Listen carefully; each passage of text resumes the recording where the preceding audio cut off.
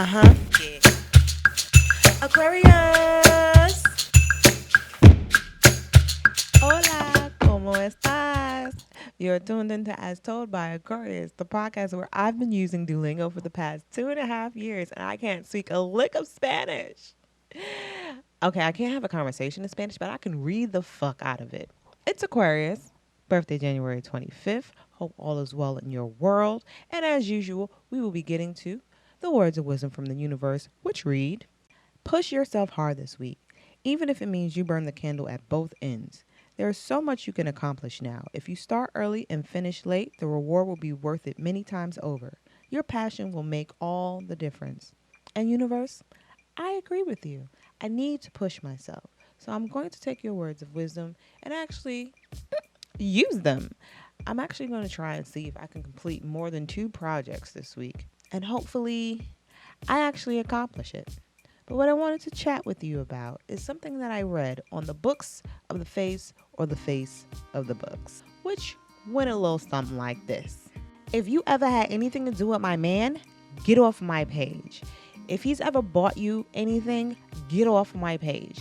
If he's ever tricked out on you, if you slept with him, if you've done anything with my man, get off my goddamn page. He does not treat you the way he treats me, and vice versa. We are not the same. Get the fuck off my page. Now, when you read something that aggressive, the first thought that comes to mind is like, damn, shorty, who hurt you? And then the second thought is like, but really, like, who exactly was on your page? And like, what did they say to you that made you feel like you needed to project this out into the publics? And then, of course, the next thing you do is go straight to the comments, because, like, what's life without comments under posts like this? And they were all calling her delusional. They were calling her stupid. They were calling her 80 million different negative names. And in my mind, I was like, why they being so hard? She ain't nothing but 100% correct. Now, first, if we can avoid it, it is not okay to allow and or let someone cheat on you. Secondly, as an outsider, the first thing we always think to do is, girl, well, why don't you just get up and leave? And it honestly may not be that easy. They may be tied into each other with businesses. There may be kids involved. The person who's gotten cheated on may actually want to leave, but they have absolutely nowhere to go. So we kind of need to pump our brakes on that aspect.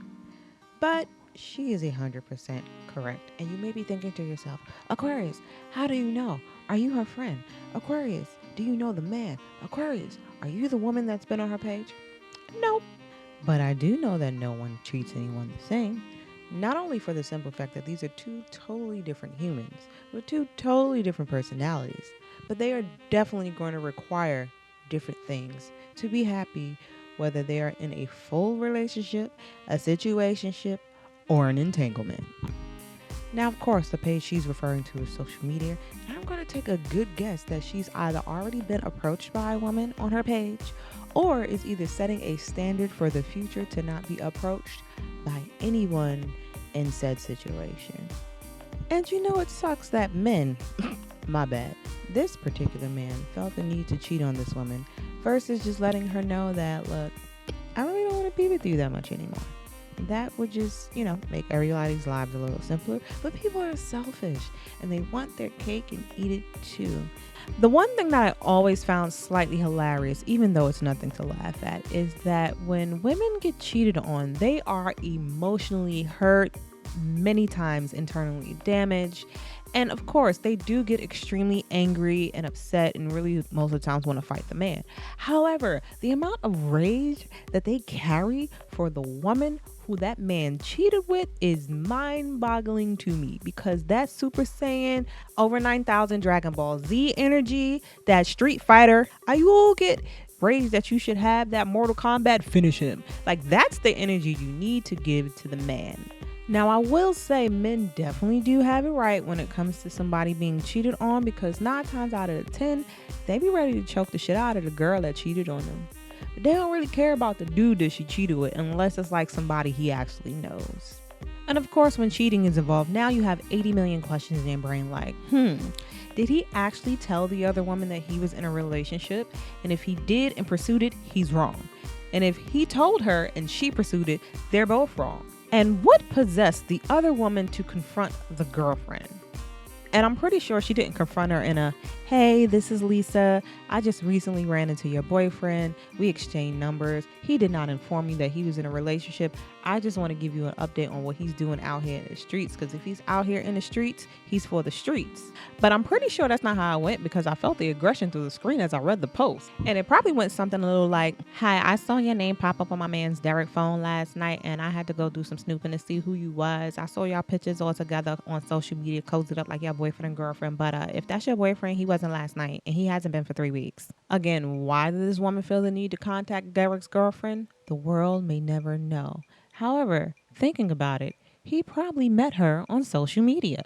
And social media in its capacity that we have it today is great, but it is also harmful because now you have access to people in which you would probably have never had access to in the 90s or even in the early 2000s. Like you can dead ass shoot your shot at any of your celebrity crushes and there's a chance they actually might answer you back. Whether it be athletes, boy band members, Dwayne "The Rock" Johnson. I mean, you have access to so many people that you never did before. Oh, how I miss the days where I can just do something incredibly stupid and or entertaining and no one would be there to record me on his cell phone so I won't have to live in fear that I might end up on the Shade Room or World Star. But I digress. It's like the idea of being in an open relationship.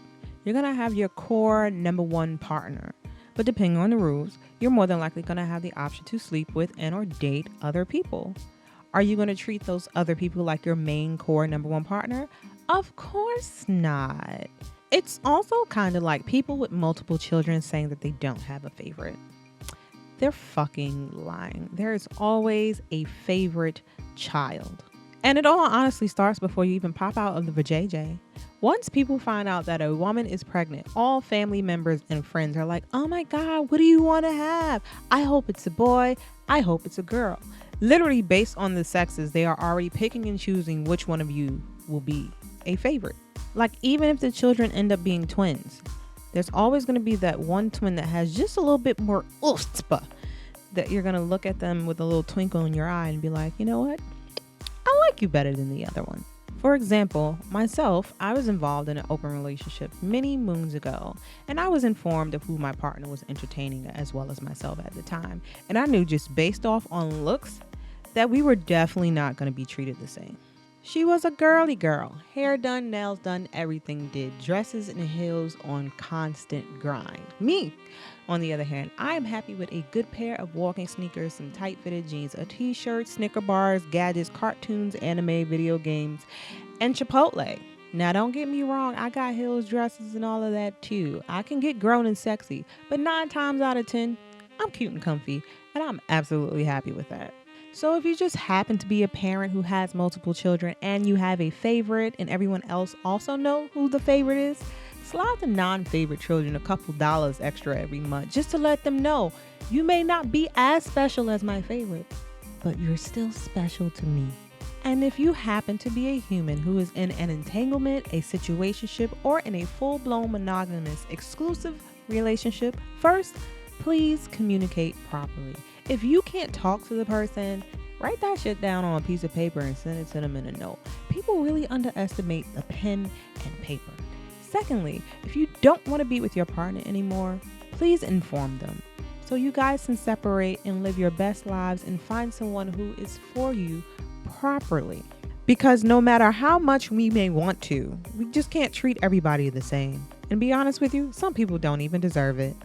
Peace.